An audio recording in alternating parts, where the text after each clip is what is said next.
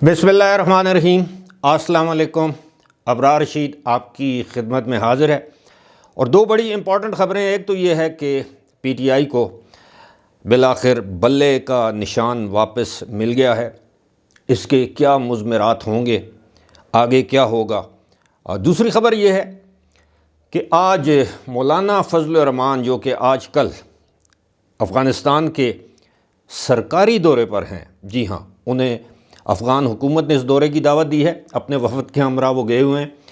उन्होंने आज अफ़गान तालिबान के सुप्रीम कमांडर से मुलाकात की है। सुप्रीम कमांडर मुल्ला हिब्बतुल्लाह, बहुत से लोग उन्हें हैबतुल्लाह कहते हैं, ऐसा नहीं है। हिब्बतुल्लाह अरबी का लफ्ज़ है या नाम है जिसके मानी हैं गिफ्ट ऑफ गॉड, अल्लाह का तोहफ़ा। इस पर बात होगी, लेकिन सबसे पहले ये बड़ी इम्पॉर्टेंट डेवलपमेंट है जो मौलाना फजल रहमान अफ़गानिस्तान गए हैं। किसी का पैगाम लेकर गए हैं, वहाँ से पैगाम लेकर आएंगे। ये बहुत बड़ी डेवलपमेंट है, इस पर बात होगी। अंदर की ख़बर आपके साथ शेयर की जाएगी।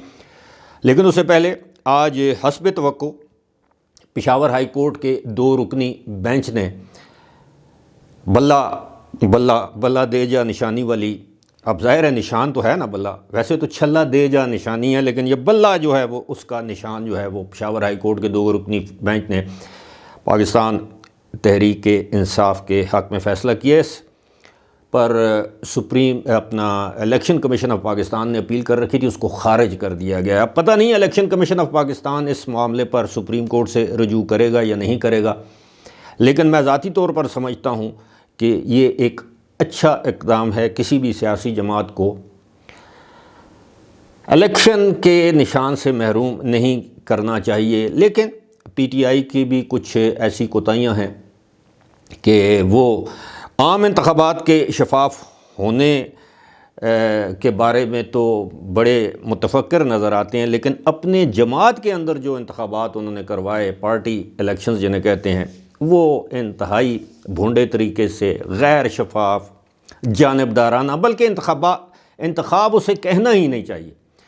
बहरहाल, लेकिन क्या बल्ला मिलने के बाद पाकिस्तान तहरीक इंसाफ को वो कामयाबी इलेक्शन में मिल जाएगी या दे दी जाएगी जिसकी पाकिस्तान तहरीक इंसाफ तवक्को लगा कर बैठी है। पाकिस्तान तहरीक इंसाफ के बहुत से ऐसे अज़ाइम उन लोगों तक पहुंच चुके हैं जिन लोगों के पास पल पल की ख़बर होती है।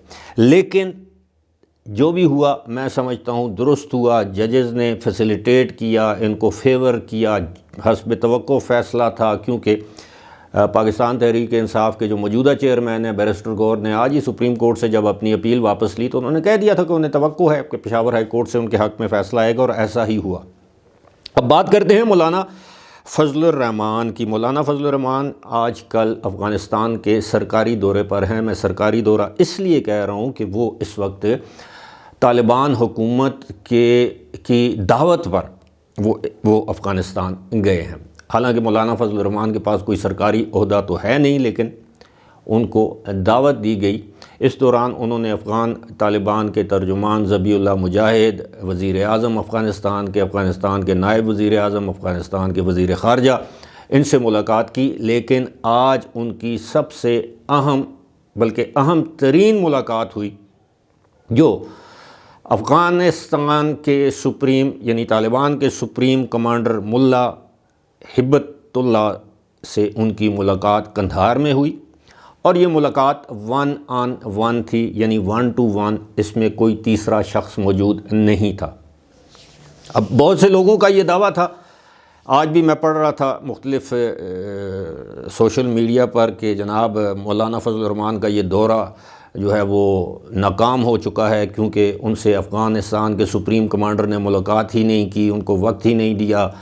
और तालिबान ने ये कहा है, मौलाना फजल रहमान से ने उनसे शिकायत की, शिकवा किया, या اپنا رونا رویا کہ جناب دیکھیں تحریک طالبان پاکستان ہمارے اجتماعوں پر، جلوسوں پر، جلسوں پر، ہمارے رہنماؤں پر حملے کر رہی ہے، ہمیں الیکشن سے دور رکھا جا رہا ہے وغیرہ وغیرہ، اور اس پر ان کو یہ جواب دیا گیا، یعنی ذبیح اللہ مجاہد جو افغان طالبان کے ترجمان ہیں، کہ ان کی جانب سے ان کو جواب دیا گیا کہ جی یہ پاکستان کا اندرونی معاملہ ہے، تحریک طالبان پاکستان سے ہمارا کوئی تعلق نہیں ہے، حالانکہ ہے، ان کی پریزنس ہی افغانستان میں ہے۔ پاکستان بارہا یہ بات کہہ چکا ہے۔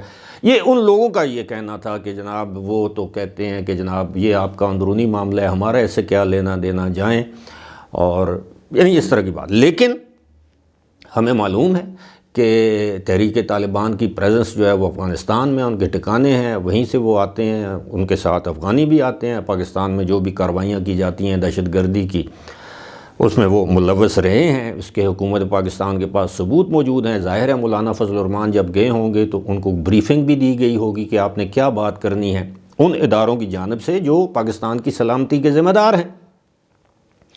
اب ظاہر ہے مولانا فضل الرحمان کو کچھ نہ کچھ تو یہ ویسے بھی یہ پختون ولی جسے کہتے ہیں نا، یہ پختون ٹریڈیشنز کے خلاف ہے کہ کوئی شخص کسی مقصد کے لیے آپ کے پاس آئے، کوئی گزارش لے کر آئے، کوئی پیغام لے کر آئے اور آپ اس کو خالی ہاتھ لوٹا دیں، چاہے وہ آپ کا دشمن ہی کیوں نہ ہو۔ اگر آپ کے دروازے پر خود چل کر آ گیا ہے تو آپ اس کی بات کو رد نہیں کرتے۔ یہی پختون روایات ہیں۔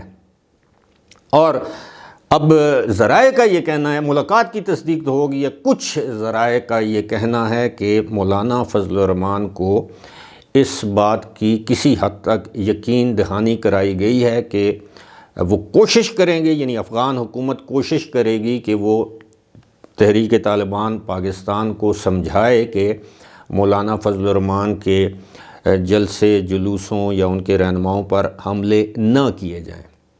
لیکن یہاں پر ایک معاملہ اور ہے۔ اب آپ کے علم میں ہے کہ ٹی ٹی پی یعنی تحریک طالبان کی ایک اور شاخ بھی ہے، پتہ نہیں تحریک جہاد پاکستان اسی نام سے، بلکہ ایک آدھ بم دھماکے کی انہوں نے ذمہ داری بھی قبول کی ہے، بلکہ 2 بم دھماکوں کی انہوں نے ذمہ داری قبول کی ہے۔ تو ایک یہ ہے، اور دوسرا وہ یہ بھی کہہ سکتے ہیں کہ جناب یہ تو تحریک طالبان کا کام نہیں ہے، یہ تحریک جہاد پاکستان کا کام نہیں، یہ تو دراصل داعش والے یہ سب کچھ کر رہے ہیں۔ تو معاملہ بڑا گھمبیر ہے، لیکن اس کے ڈانڈے تانے بانے جو کچھ بھی آپ اسے کہیں وہ افغانستان سے ملتے ہیں۔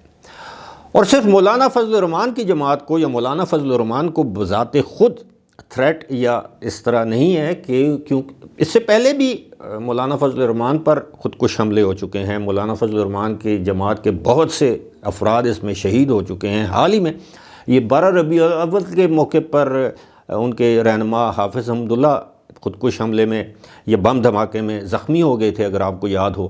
پھر باجوڑ میں جو کچھ ہوا وہ بھی آپ کو یاد ہوگا، میرا خیال ہے